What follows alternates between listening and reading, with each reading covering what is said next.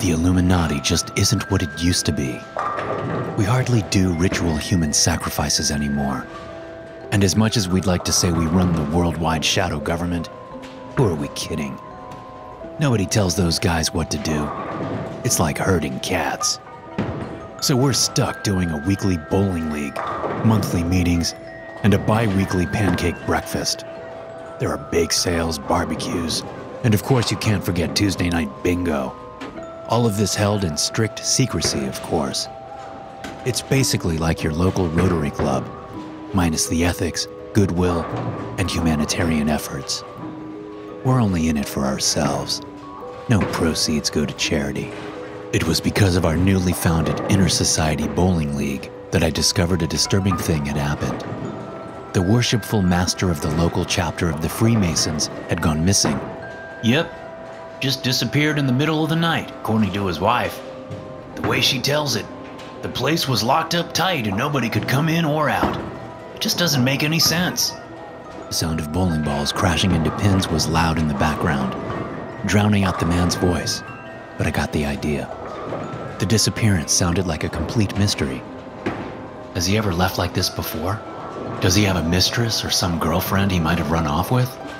Anything's possible, I guess. But it's just not like him. And Dave's his best friend, and he says he hasn't heard a word from him. He didn't take his wallet or his cell phone with him. Carol, that's his wife, she reported him missing to the police the same day. But he still hasn't shown up. Damn, I said nervously. I hope they find him. The worshipful master was the highest rank that could be given to a Masonic Lodge officer. It was beyond strange for him to just go missing without any mention to his other officers or to his family. Our pizza and beer had just been delivered, and it wasn't proper for me to be conversing with the other secret societies for too long, so I excused myself to go back to my group. I told the others what I just found out, much to their surprise. The worshipful master was a powerful, rich, well-known man in our city, and like all of us, he was supposed to be untouchable. It didn't sit right with any of us that he'd gone missing. Most of us could barely bowl better than a 150 that night, as shook up as we were. The next day I saw in the newspaper that the worshipful master was still missing. His face was plastered on the front page, and there were soon posters going up all over town, accompanied by the following text: "Missing, presumed alive, large cash reward for tips." Whoever had taken him would be sweating bullets. Still, as the days passed, he wasn't found, and the worshipful master of the city's Masonic Lodge remained missing. The next Thursday night, we were back at Bowling League again, this time facing off with the local chapter of the Elks. Again, I found myself speaking casually with a guy from the opposing team as we stood in line, waiting for our pitchers of beer at the bar. The crashing noises of pins being struck by heavy bowling balls was loud in the background once again. And this time, they had glow-in-the-dark bowling, so our teeth and all of the lint and dandruff on our shirts were glowing a dull green as we spoke. "Did you hear about our exalted ruler going missing?" the man asked in a hushed tone. "He was supposed to be here today, but nobody's seen him." "Seriously? Don't you think that's a little strange? Especially considering..." "Yeah, tell me about it. I'm just hoping he's okay." "We'll be praying to the Dark One for his safe return." "You must be getting a bit worried," the guy said, eyeing me nervously. As most wise sovereign of the local Illuminati chapter, I was also lodge leader for our city's organization. If someone out there was targeting secret society leaders, I would be next on their list. Sure, there was also the Knights Templar, the OTO, the Order of the Unblinking Eye, and a few others, but they were small potatoes compared to us. I went back to my bowling buddies and told them we would need to prepare for the worst, and I asked them how we could beef up my security. If somebody was going to come for me, they would have to put up a fight at the very least. Unless, of course, they snuck up on me as I was putting my bowling ball in the trunk of my car that night, when everybody else was busy admiring a hot rod in the parking lot. Which is exactly what happened. I felt a sharp pain in my spine, and a jolt like lightning ran through my entire body. My knees gave out from under me, and I fell hard to the ground, smacking my jaw against the car's back bumper on the way down.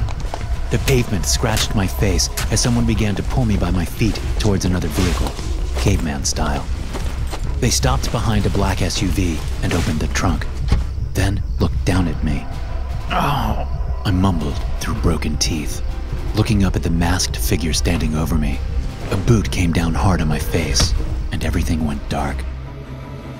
When I woke up, I was in a basement. I could tell by the boarded windows up high on the wall to my left, letting in the faintest trace of light. There was a mildew smell I associated with underground spaces and a dank, cold feeling in the air.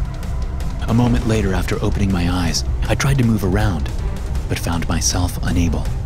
I was tied to a hard wooden chair with coarse, abrasive rope. The knots were tight, holding me securely in place. "Help!" I screamed, raising my voice as loud as I could. It echoed in the space all around me, but there was no sign of anybody outside having heard it. "Keep your voice down. Nobody's coming for you," someone said in a hoarse whisper. Who's there? Let me out of here. I have money. I can pay you. "He's not interested in your money," another voice said, barely audible from the other side of the room. "He only wants your secrets." I was about to ask them more when the door to the room was unlocked and opened, a harsh white light spilling in. The three of us blinked our eyes, and as I got a glimpse of the men around me, I realized they were the missing leaders from the Elks and the Masons. Of course! A gargantuan man was in the doorway, blocking the light with his huge body. He stood at least 7 feet tall, with broad shoulders and a gut that overhung his belt. He reminded me of Ed Kemper, a similarly giant man who was known for his career as a serial killer. A man capable of doing tremendous evil without a second thought, and with the physical attributes to match his enormous, twisted ego. "Good, you're awake," he said, grabbing the back of my chair and flipping it 180 degrees with barely any effort, despite the fact that I was still sitting in it. He turned and began to drag me out of the room, the chair legs squealing loudly as they caught against the rough stone floor. The man slammed the door shut behind us and let me sit for a minute in the light, so that my eyes could adjust, and so that I could stew and become more and more nervous. He had some talent as an interrogator. I could tell that already about him. Once a sufficient amount of time had passed, he lit a cigarette and began to ask his questions. "Where is the safe, and what is the combination?" I shook my head, pretending not to know what he was talking about. He blew smoke in my face. "Where is the safe, and what is the combination?" he repeated. There is no safe. We're a religious group. We do weekly bowling leagues, pancake breakfasts. Do you want to join? Is that what this is about? I can get you in. I have influence at the highest levels. He took the cigarette from his mouth and brought it down onto my hand, letting the ember sink slowly into my flesh. It felt like a hot iron on my skin, the pain going on and on, building into a crescendo of agony, until finally the butt fizzled out, and I felt a sickening moment of relief.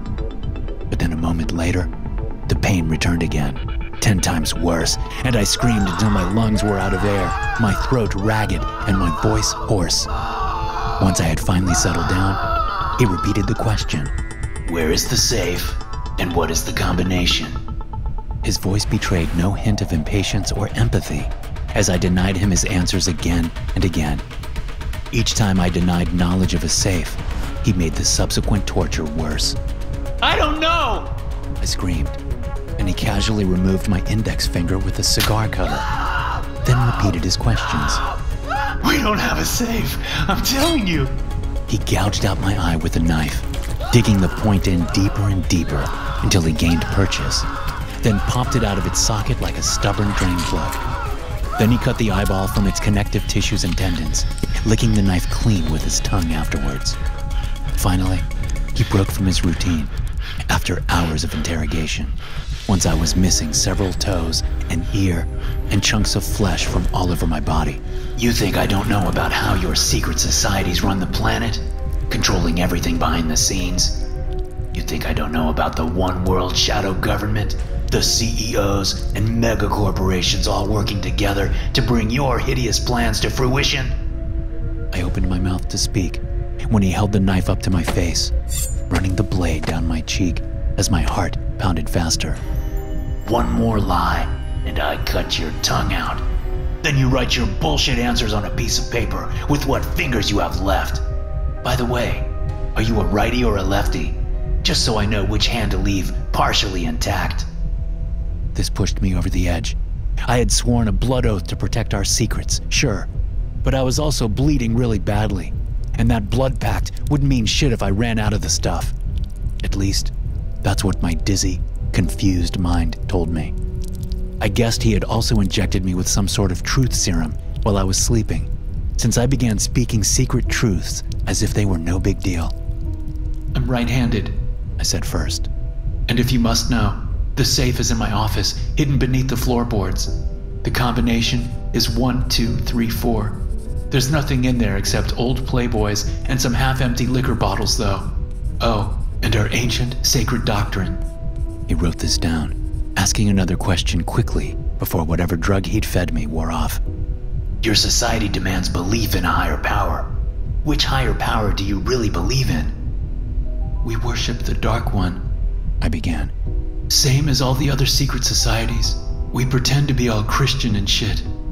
But really, we worship Satan. He began to write this down, then shook his head and threw away the notepad. I knew it. He looked disappointed for some reason. Okay, what about the shadow government? There is a shadow government, right? A one-world organization working behind the scenes? Sure, but they're incompetent, just like the regular government. Twice as ineffectual as well, since they can blame any failure on their need to remain anonymous. He sighed, looking more and more disappointed with each truthful answer I gave him. What about all the CEOs and world leaders? Aren't they all part of the organization? You must exert some sort of influence. In theory, I answered. But in reality, those bastards are as greedy as they come. They're looking out for themselves, not the organization. Our monthly meeting attendance is down 80% from last year, and hardly anyone comes to bingo night anymore. So you really are just a boring social group? Pretty much. We're always looking for talented new members for special assignments, though. And there are benefits to joining the organization. There are many perks, which you would find out about if you untied me. He thought about this for a few minutes. Okay, I can tell you're not lying. Just don't tell anybody on the conspiracy message boards about this. I really need that community, man. I can't tell them about any of this. It would break their hearts. Deal, I said, as enthusiastically as I could under the circumstances.